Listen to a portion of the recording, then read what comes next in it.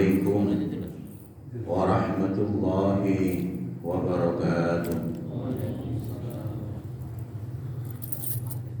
الحمد لله رب العالمين. اللهم صل على سيدنا محمد الفاتح لما أغلق والخاتم لما سبق ناصر الحق بالحق والهادي إلى صراطك المستقيم وعلى آله حق قدره ومقداره العظيم. لا حول ولا قوة إلا بالله العلي العظيم. أما بعد. Jamaah salat subuh yang dimuliakan Allah Subhanahu wa taala.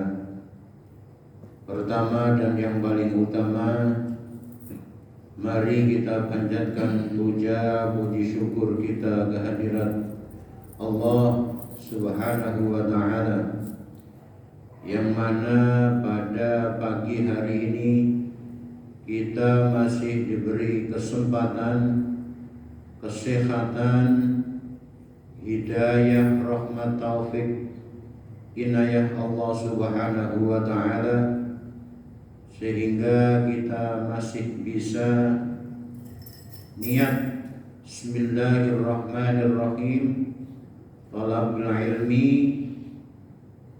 niat menghilangkan kebodohan kita, dan niat perlu syiar agama Allah, agama Islam. Salawat dan salam semoga tetap tercurahkan kepada Baginda Agung Muhammad sallallahu alaihi wasallam, satu-satunya Rasul yang bisa memberikan syafaat, baik syafaat di dunia maupun syafaatul uzma, syafaat yang besar, syafaat yang agung besok di yaumul qiyamah. Amin amin ya rabbal alamin. Dan semoga kita termasuk jutaan umat beliau yang besok mendapat syafaat di yaumul qiyamah. Amin amin ya rabbal alamin. Qala al-musannifu rahimahullahu ta'ala wa nafa'ana bihi wa bi'ulumi fid dharain amin. Melanjutkan kajian yang hari kemarin,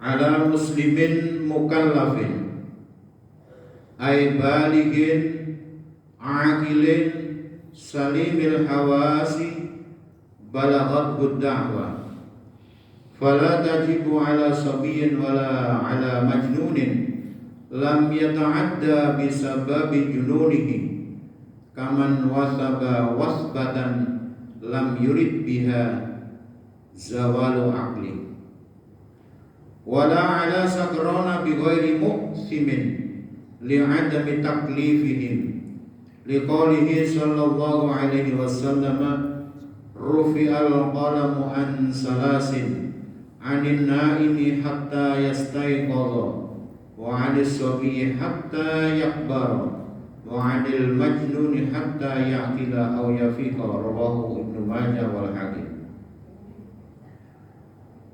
Kemarin disebutkan bahwa salat itu wajibnya bagi orang yang muslim, orang Islam, mukallafin. Mukallafin di sini disebutkan baligin, orang yang sudah balik. Orang yang sudah balik itu kalau lelaki dia sudah mimpi basah. Ulama fikih menjelaskan biasanya anak laki-laki mimpi basah itu kurang lebih umur 15 tahun. Balik bagi anak perempuan yang sudah haid.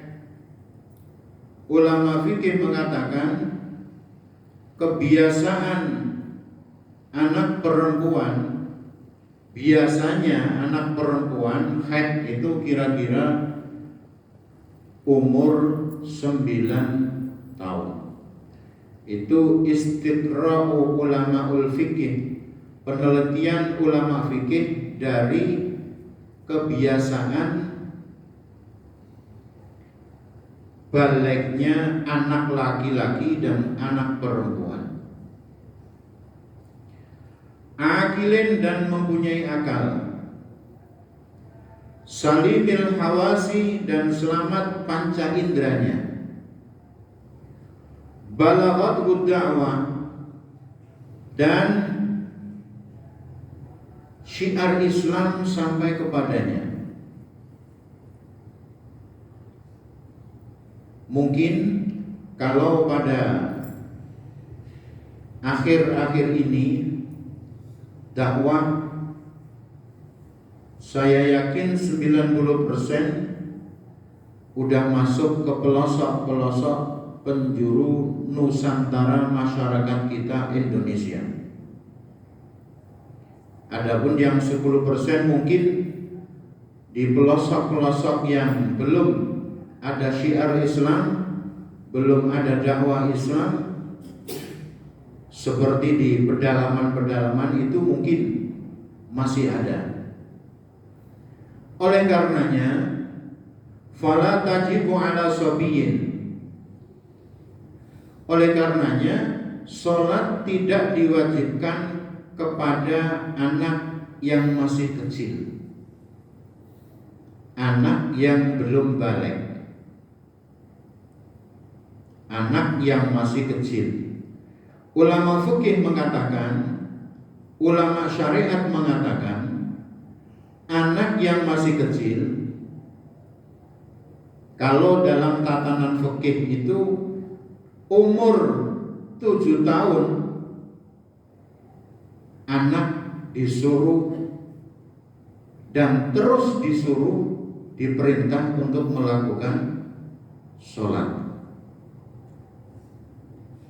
Kalau sudah umur 10 tahun, anak terus di samping diperintah untuk melakukan sholat, harus disertai dengan, bahasa ulama itu dipukul. Kalau bahasa Jawanya itu ya di apa ya? Ya pokoknya dijewer atau diapakan kalau belum melakukan sholat. Itu kalau anak sudah umur 10 tahun. Makanya hati-hati, dan itu harus diperhatikan bagi semua kalangan orang tua. Kalau anaknya sudah umur 10 tahun, itu harus terus dan terus, di samping diperintah juga harus dijewer kupingnya untuk melakukan sholat. Wala ala majnunin, dan sholat tidak wajib bagi orang gila. Tapi di sini dikatakan orang gila yang bagaimana? Lam yata'addad bisababi jununihi kaman wasaba wasbatan lam yurid biha zawal aqli. Di sini dicontohkan, Syekh Nawawi mencontohkan bahwa orang gila yang tidak disengaja. Dicontohkan umpama ada orang jatuh, dengan jatuhnya dia itu hilang ingatannya. Itu yang tidak diwajibkan mengerjakan sholat.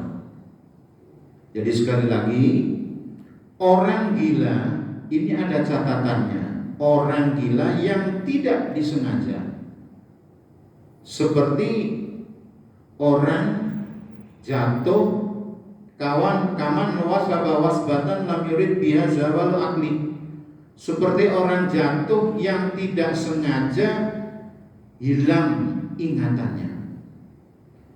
Tapi kalau orang pingin jatuh, pingin hilang ingatannya supaya dia tidak melakukan sholat, ini yang tidak boleh. Jadi dalam ilmu fikih itu sangat jelimet sekali. Di setiap kaidah itu ada hukumnya tersendiri. Jadi kalau orang hilang ingatannya disengaja, katakanlah begitu, itu berarti dia masih wajib dan harus mengerjakan sholat setelah dia sembuh dari hilang ingatannya itu. Wala ala sakrona bi ghairi muqsimin li adami taklifihim. Dan sholat pula tidak wajib bagi orang yang mabok. Sholat tidak wajib bagi orang yang mabok. Tapi maboknya yang bi ghairi muqsimin, maboknya yang dengan sebab sesuatu yang tidak menimbulkan dosa. Perlu dicatat baik-baik, orang mabok yang sebab minum atau makan sesuatu makanan atau minuman yang tidak menimbulkan dosa. Salah satu contoh, kita minum kopi umpamanya. Hukum adat kopi itu kan tidak haram, tidak dosa. Tapi sebab kita minum kopi, kita mabok. Nah, itulah yang tidak diwajibkan sholat. Tapi kalau maboknya itu dari sesuatu yang sudah tidak diperbolehkan, contohnya banyak minuman keras atau makan badinjan. Badinjan itu kecubung. Jubung tahu ya? Wonten gitu niki. Kecubung. Tahu nggak? Hah? Iya. Yang agak ungu itu kayaknya. Nah, itu kan sesuatu yang diharamkan.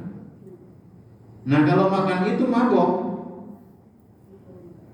umpamanya melewati waktu-waktu sholat, dia masih wajib melakukan sholatnya itu.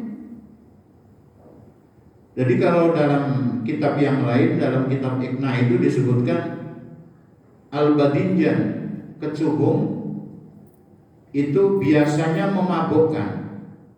Nah, kalau orang makan itu mabok melewatkan waktu-waktu sholat, dia wajib mengqadhi sholatnya. Atau minuman-minuman keras yang seperti Bapak Ibu tahu pada saat ini. Liqaulihi sallallahu alaihi wasallam arifal qalamu an salasin. Jadi tidak ada hukum seperti dawuh baginda Nabi Agung Muhammad sallallahu alaihi wasallam, rufi'al qalamu an salasin, diangkat kolam dari 3 orang. Artinya tidak ketatrapan hukum bagi orang 3 ini. Anin naimi hatta yastaiqadha, bagi orang tidur sehingga dia bangun. Artinya bagaimana? Orang tidur sebelum masuk sholat, tapi dia terlanjur sampai ke waktu sholat yang lain, itu nanti tidak mendapatkan dosa, sekalipun dia wajib qadha. Salah satu contoh, orang tidur jam 11 siang umpamanya, saking lelapnya, saking nikmat tidurnya, sehingga dia melewatkan waktu zuhur, bangunnya pada waktu asar. udah azan asar baru bangun, itu dia kan meninggalkan sholat zuhur. Nah, itu tidak apa-apa, tidak keterapan dosa dia, tapi wajib qadha, wajib qadha. Tapi kalau tidurnya itu udah masuk waktu sholat, nah ini yang tidak boleh, dia kena taklif, kena dosa. Contoh, udah azan zuhur, jelas-jelas ini sudah azan zuhur, dia tidur, teruslah dia bangunnya waktu asar. Nah ini yang tidak boleh. Tidurnya itu dia berarti tidur dengan menggendong dosa. Tapi kalau tidurnya sebelum waktu sholat, seperti saya contohkan tadi, itu tidak apa-apa. Toh semuanya itu tetap wajib qadha sholatnya.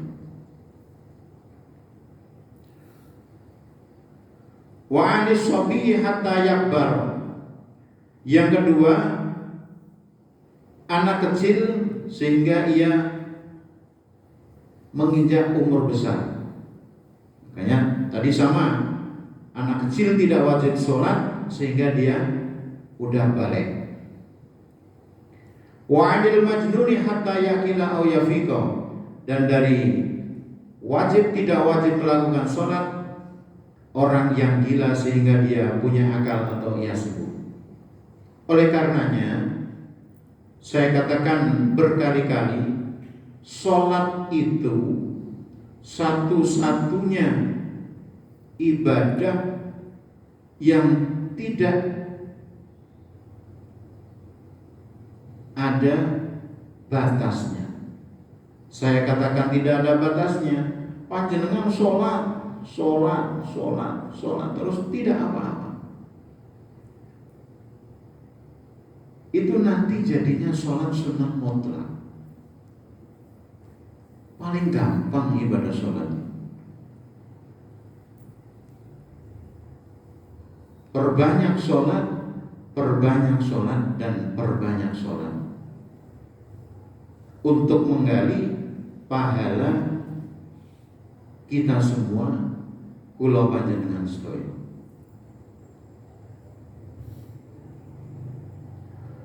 Wa man nasha'a bi syahiqi jabalin wa lam tablughu da'watul Islam ghairu mukallafin bi syai'in. Selanjutnya, orang yang tidak wajib melakukan sholat, orang yang hidup di atas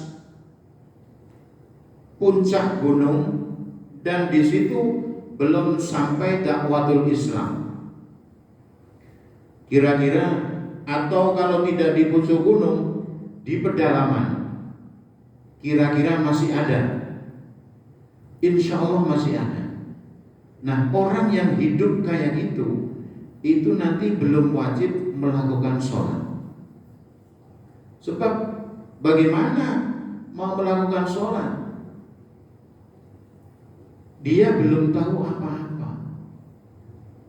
Apa itu sholat? Apa itu puasa? Apa itu ibadah? Dia kan belum tahu tentang aturan-aturan Islam. Nah, itu nanti orang yang seperti itu, orang yang hidup di atas puncak gunung dan Islam belum masuk kepadanya, atau orang yang hidup di pedalaman dan Islam belum masuk kepada mereka, dia tidak wajib melakukan sholat.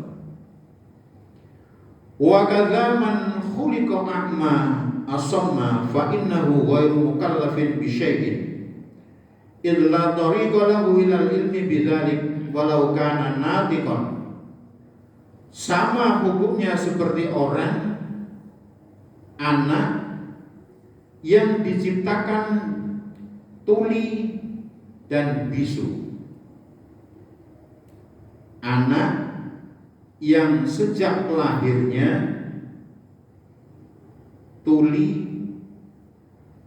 dan akma itu nggak melihat. Akma itu nggak melihat, buta dan tuli. Jadi anak lahir buta dan tuli itu tidak wajib melakukan sholat dan tidak keterapan hukum. Jadi lahirnya ini langsung lahir tidak bisa melihat dan lahir tuli. Ini tidak wajib melakukan sholat, sekalipun dia bisa bicara, bicara.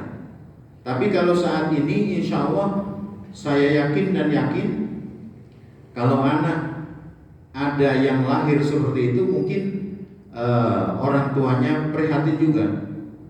Jadi disekolahkan ke untuk bisa sholat dan ibadah-ibadah yang lain.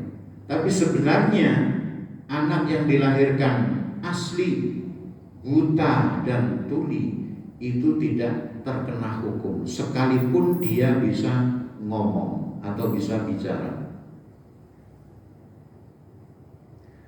Li'anna nutqa bimujarradihi la yakunu tariqan li ma'rifatil ahkam asy-syar'iyyah. Sebab apa? Sebab hanya dia bisa bicara itu belum dapat dikatakan dia bisa menggali dan mengetahui hukum-hukum syariat Islam. Bagaimana dia bisa? Dia tidak bisa melihat dan dia tidak bisa mendengar, sekalipun dia bisa ngomong atau bisa berkata. Itu tetap nanti menurut hukum anak yang seperti itu, orang yang seperti itu nanti tidak wajib melakukan sholat. Bi khilafi man tara alaihi dzalika ba'dal ma'rifah fa innahu mukallafun. Beda dengan orang yang tadinya bisa melihat, dia diciptakan bisa melihat, itu nanti hukumnya beda. Tetap dia terkena aturan hukum agama Islam. Artinya orang yang buta tuli kemudian dia tetap wajib melakukan sholat dan terkena hukum wajib melakukan sholat. Walau aslama man lam taqlu ad-da'wah wajaba alaihi al-qada li'annahu munazzalun manzilata muslimin nasha'a ba'idan 'anil ulama. Dikatakan orang yang masuk Islam, bagi orang yang masuk Islam yang tadinya dakwah Islam belum masuk kepada mereka, kepada dia itu wajib mengqadani sholat yang ia tinggalkan. Orang yang hidup di atas puncak gunung, orang yang hidup di pedalaman yang belum tersentuh oleh dakwah Islam, nanti kalau udah masuk Islam dia wajib qada semua sholatnya, mengerjakan dengan qada semua sholat yang ia tinggalkan.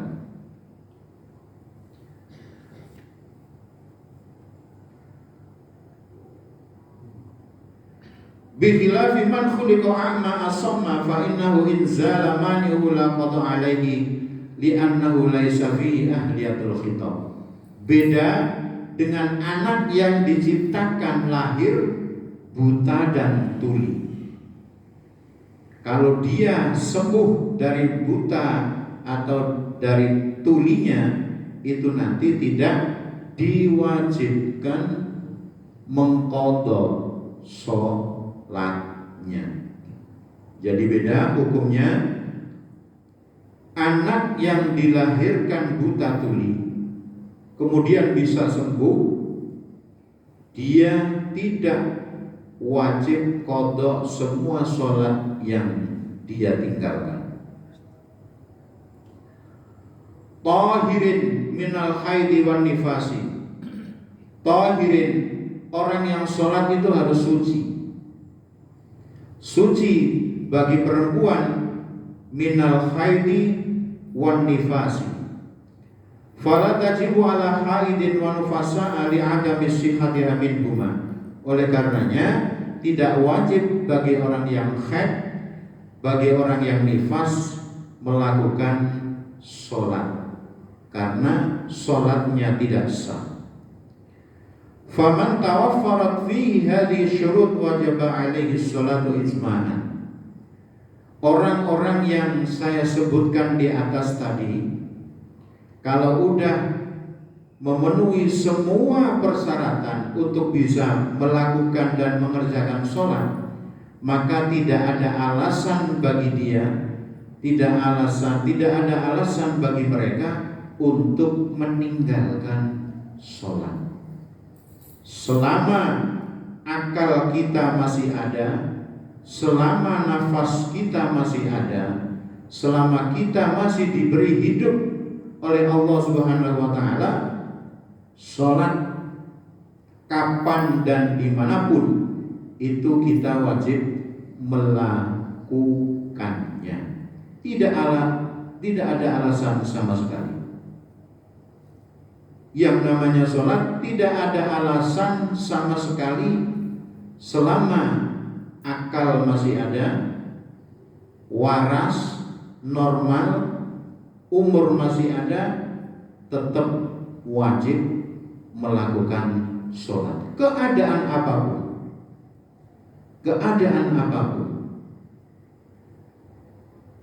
Kalau tidak bisa berdiri, sholat wajib. Kalau tidak bisa berdiri, dengan duduk. Kalau tidak bisa duduk, dengan tidur miring. Kalau tidak bisa tidur miring, dengan isyarat. Isyarat banyak. Pakai tangan, pakai mata, pakai apalah.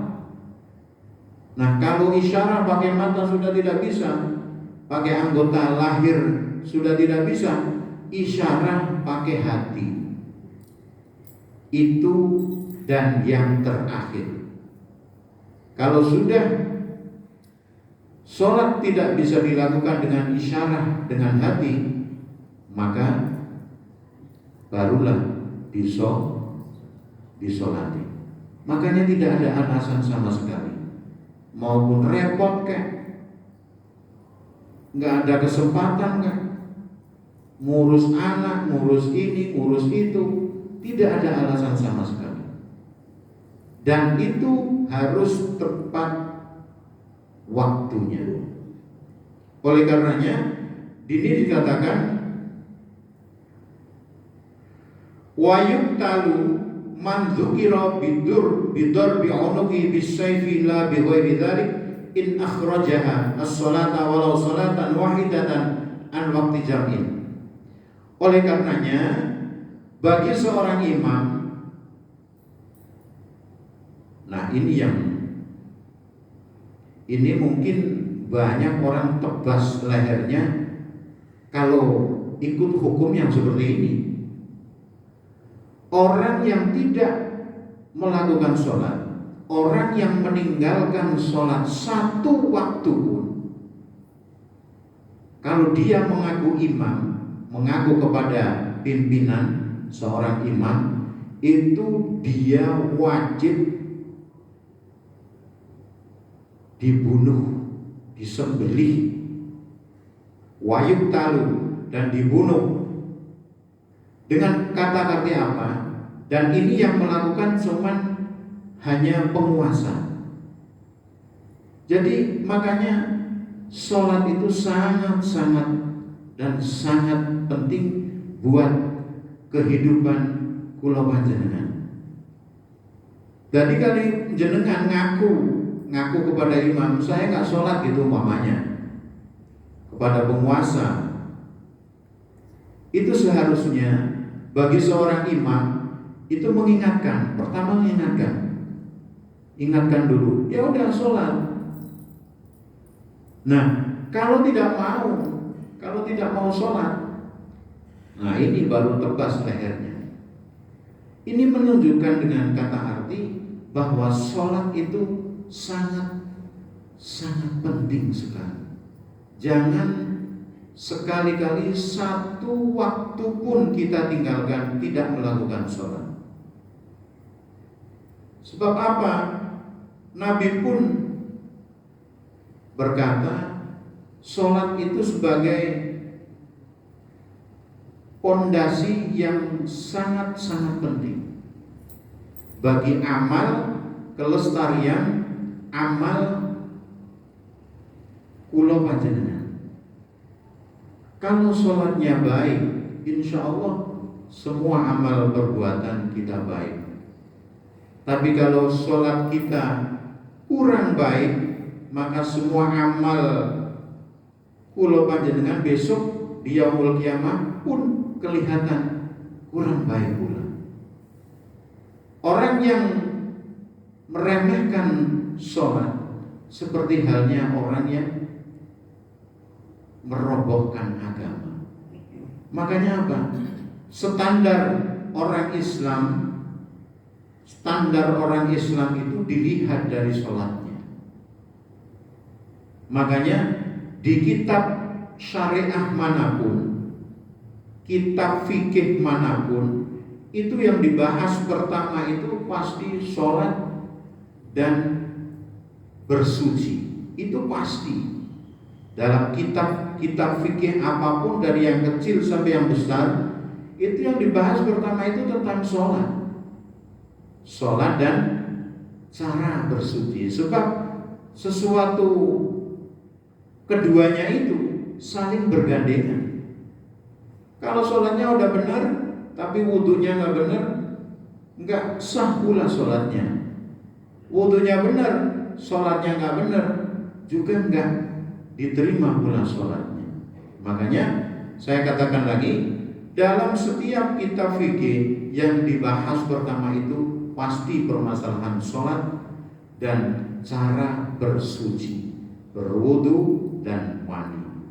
Nanti kalau udah sampai itu dijelaskan wudu yang benar itu bagaimana, sholat yang benar itu bagaimana. Makanya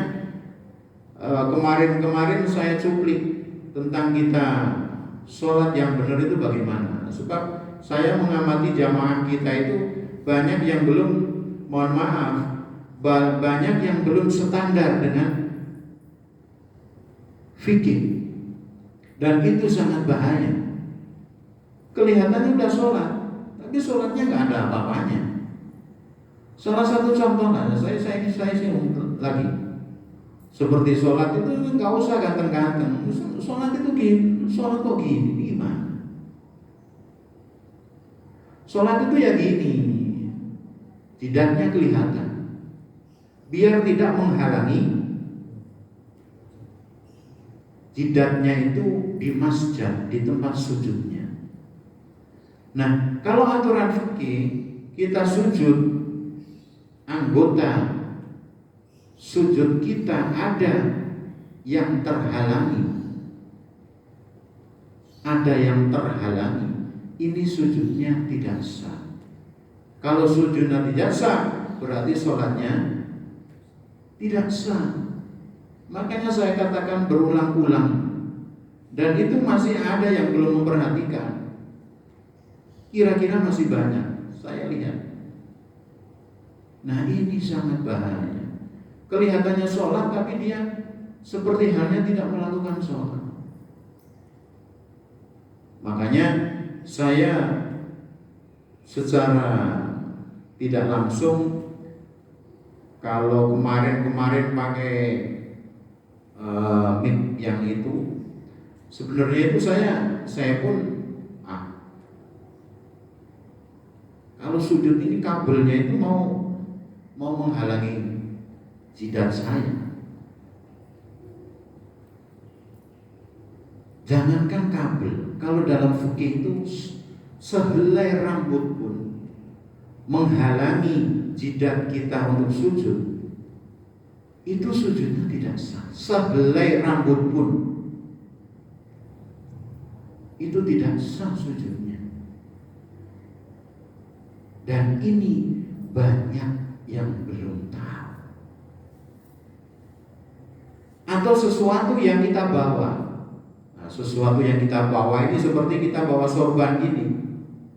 Sorban itu biasanya kan ada koncernya itu. Nah, koncernya itu kadang kita menghalangi gini, menghalangi telapak tangan kita sujud. Ini pun tangan kita, ini anggota sujud tidak boleh terhalang oleh apapun, harus langsung ketemu. Dan tidak boleh gini, apa ini, berkungkung. Makanya saya latih untuk melakukan hukum-hukum fikih yang benar. Nanti kalau udah kata bisa lah untuk amalan-amalan pribadi kita. Kalau untuk fatwa kita harus tepat seperti ini, harus dinas seperti ini, harus tepat kita pakai kaul-kaul yang sahih. Jangan pakai kaul-kaul yang tidak sahih, kaul dhaif katakanlah. Kalau untuk fatwa kita harus pakai kaul yang sahih. Makanya saya katakan seperti ini. Sekali lagi, kita harus perhatikan sedemikian rupa sungguh-sungguh tentang permasalahan sholat kita. Semoga ada manfaat dan hikmah. Kurang lebihnya mohon maaf. Wabillahi taufiq wal hidayah. Wassalamualaikum warahmatullahi wabarakatuh.